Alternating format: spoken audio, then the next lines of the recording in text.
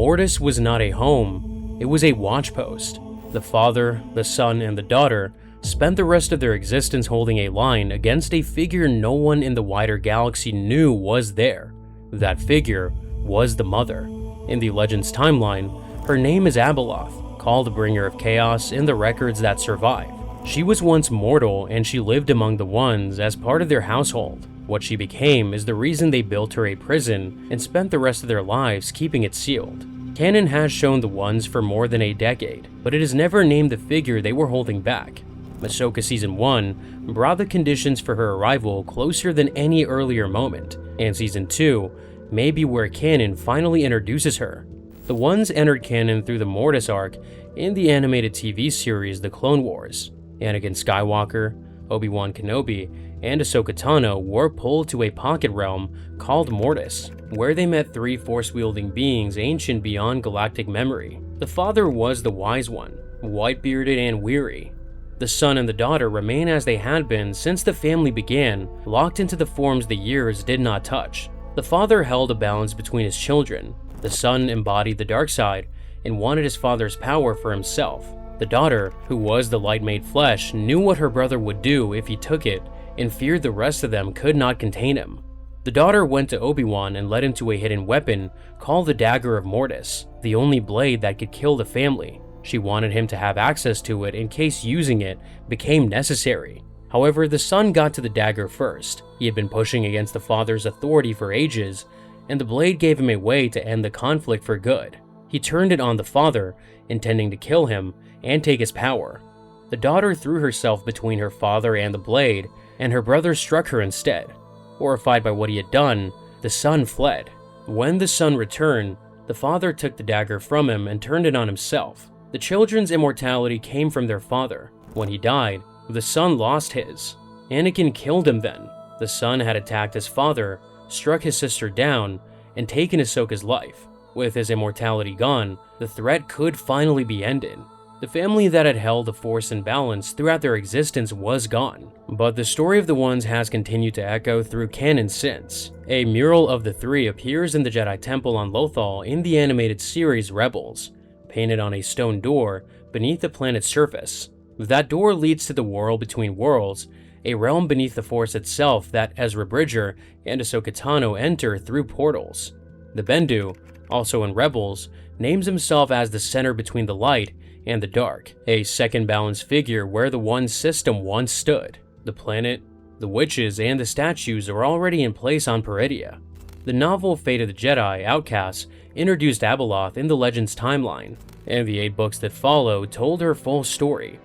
The most complete account of her origin appears in Apocalypse, where the Kalik the Root Hive shows the Jedi a sequence of stone reliefs depicting her past. The Hive's memory is presented in the novel as ancient and not entirely reliable, but it is the closest thing Legends offers to a direct record of who she was before her transformation. She was not one of the Ones by birth, she came from outside the family. The Ones lived on a jungle planet at the edge of the known galaxy. The Force on that world flowed in 2 distinct places of power that the family used carefully. The father raised his children there, away from mortal eyes. The Ones had lived on the planet long before any civilization existed to record them. One day, a servant appeared in the courtyard. Where she came from, no one remembers. She was simply there, and she stayed. She served the Ones at first, learning their ways. Over time, she became more than a servant. The father took her as his consort, and the children began calling her the mother. The 4 of them lived as a family in the ordinary sense, even though only one of them was. She loved the Ones, but as the years went on, she began to see the difference between her and them. They did not age, which meant one day she would die, and the family she had given her life to would continue without her. She refused to accept that. On the planet were 2 places of power that the Ones had warned her never to approach. The font of power held the dark side concentrated in a single spring. The pool of knowledge gathered the light side in a basin nearby. The children stayed in their domain, with the son drinking from the font and the daughter bathing in the pool, both influenced by the side of the Force that they accessed. To take from both in a single body was something none of the Ones had attempted. The mother believed that if she took from both the font and the pool, she might gain the immortality that the Ones had been born with. She chose her moment, when the son and the daughter were having one of their quarrels again, and the father was holding them apart with force lightning to keep them from each other's throats. The mother went to the font and drank. Then she stepped into the pool and bathed in it. The father caught her in the act. He stood at the edge of the basin, hands extended, using the force to try to pull her out of the water. His expression was as sorrowful as it was angry. Her face, on the other hand, was sly and defiant. It was too late. Each of the ones had embodied one aspect of the Force for their entire existence. The mother had seized the dark and the light together, and her mortal body was not a desirable vessel for what she had taken.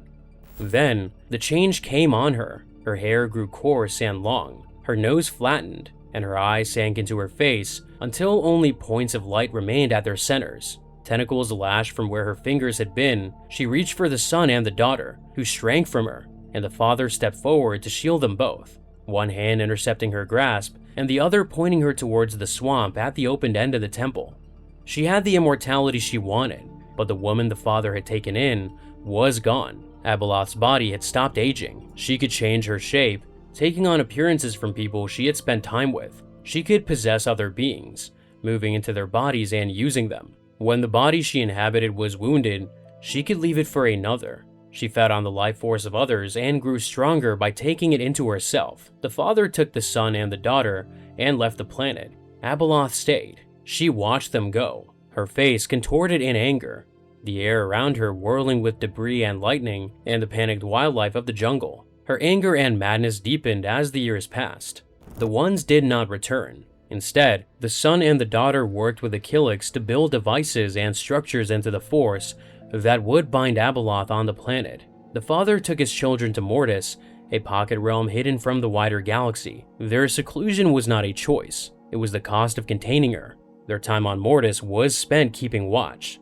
The seal that they created held only as long as the ones maintained it from a distance, channeling power through the work the children had built. The family that had loved the mother spent the rest of their existence guarding the prison that contained Abeloth. She wandered what had been her home for centuries. The plants she had walked among as a mortal woman behaved strangely in her presence. The creatures of the jungle kept their distance. She was alone, and what she had once felt as love, she now took by force from anything she could catch. When the ones died on Mortis in the Clone Wars, no one took up maintaining the prison they had built. If Abeloth's story is canonized, this means the seal has been without its guardians. She could break free at any time, if she is not already. In Legends, the seal did fail. Abeloth managed to escape multiple times. The Killik record shows 3 worlds she devastated across her past escapes. A city overrun by tentacle predators hunting through fungal rubble. A forest blast flattened and crawling with vines that wrapped and consumed survivors. And an ocean turned to floating mats of decaying flesh.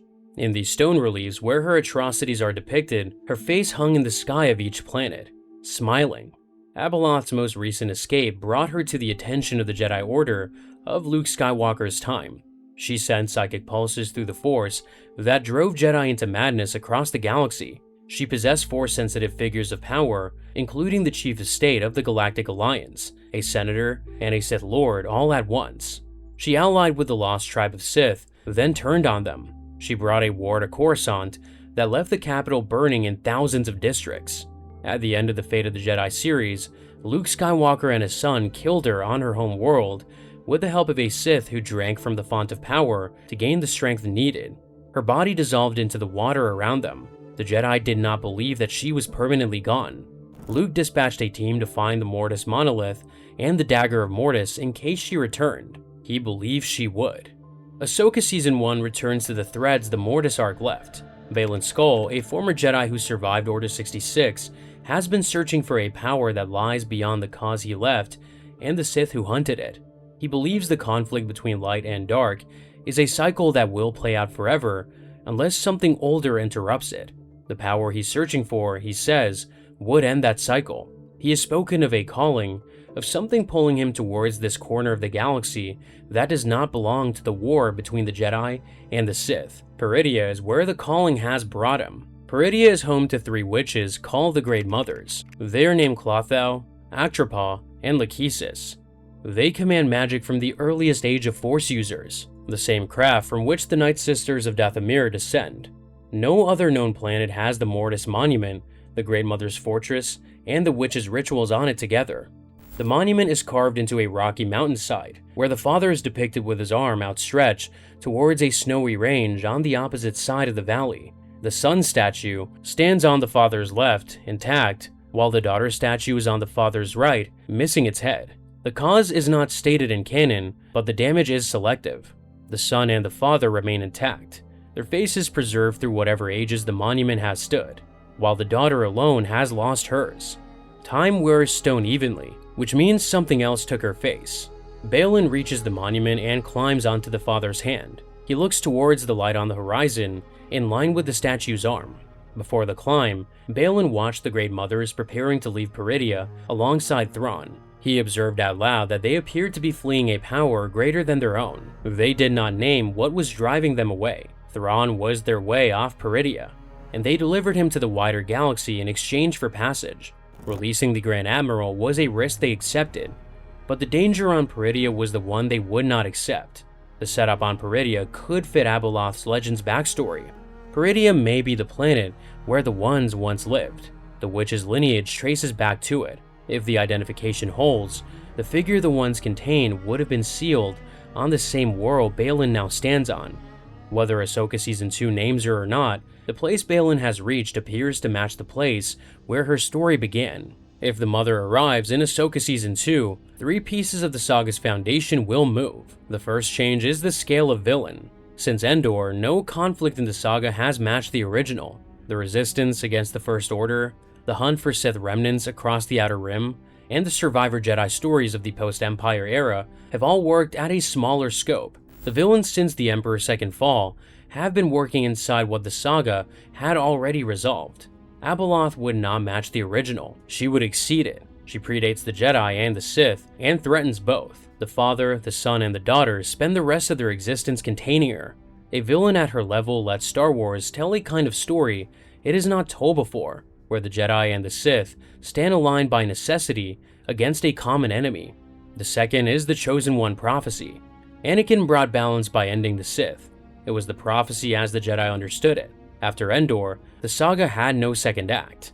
The First Order and the Resurrected Emperor were villains in a cosmology that had already closed its loop. The dyad was balanced, the Sith were finished, and the prophecy was complete. But the Mother's existence in canon would change the prophecy. Balance against the Sith will not be the only sense of what the prophecy promised.